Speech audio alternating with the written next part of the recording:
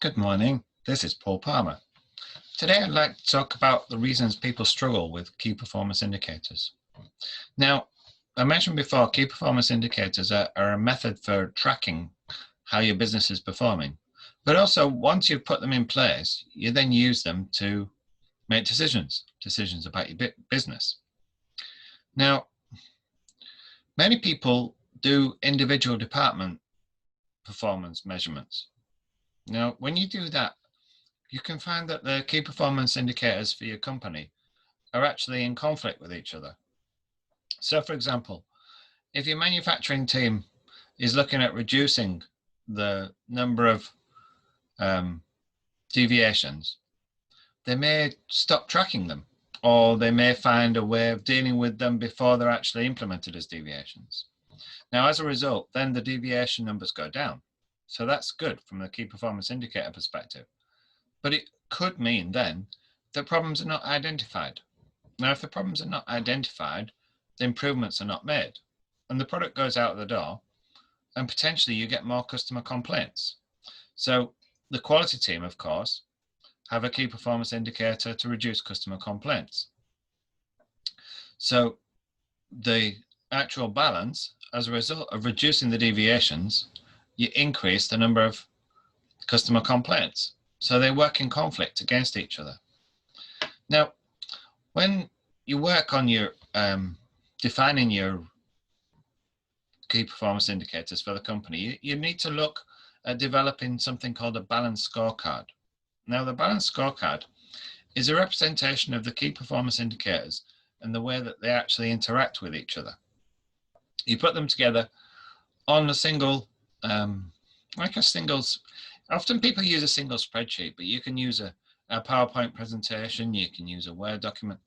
But the important part is you look at, when you're putting the key performance indicators together, the measurements that you're making, they need to be objective. They don't want to be influenced by a personal opinion. They've got to be measurable. So usually numeric. You don't want something that's going to say, oh, well, the thoughts from a certain customer are more positive than the ones from the thoughts from the same customer last month. You want to be looking at the number of complaints. You want to be looking at the frequency of complaints. You want to be looking at the number of deviations. You want to be looking at on time in full orders. You want to be looking at the schedule. Make sure the schedule was actually defined, reviewed, implemented on time. You want to make sure that you've got the spares that you need to implement the preventative maintenance schedule on time. You want to make sure you've got availability of resource.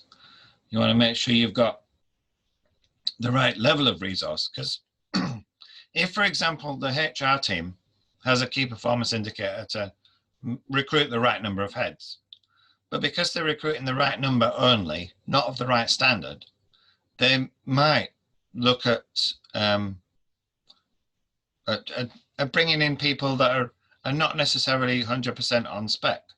Maybe you need somebody that's got management skills and the technical skills and sufficient experience in a certain area.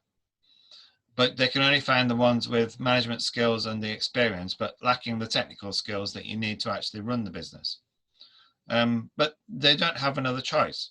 So they bring them in for interview, and the interviewing manager or director doesn't have an alternative.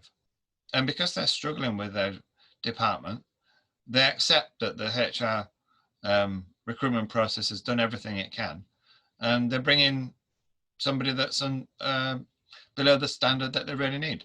Now, that fulfills the requirement of get the right number of heads in, but does nothing for the process or the fulfillment to the business of the department where they're going into their key performance indicators, because they don't have the technical skills. So what you'll find is some of the processing that they should be doing is delayed or not to the right standard. So you have to be really careful when you looking at how you manage the business, how you set the standards, how you set the limits, the targets, to make sure that each of the targets support each other. Don't have the teams prepare the balanced scorecard in isolation. Don't let them have their input on something that's really easy for them to produce. Make sure that the actual performance of the business is reflected in the measures that you're using. Make sure that you're measuring something that is useful for the business, not just for an individual department. Make sure that when you put them all together, an indicator that takes the business down then allows you to identify an action. Whether that action is within the same department or another department doesn't really matter. It could be that a different department is influencing the key performance indicator for operations. Now, you want to be able to see that in your scorecard, in your measures. And if you find that the measures are not detailed enough, then you want to be able to drill down and see where the problem is.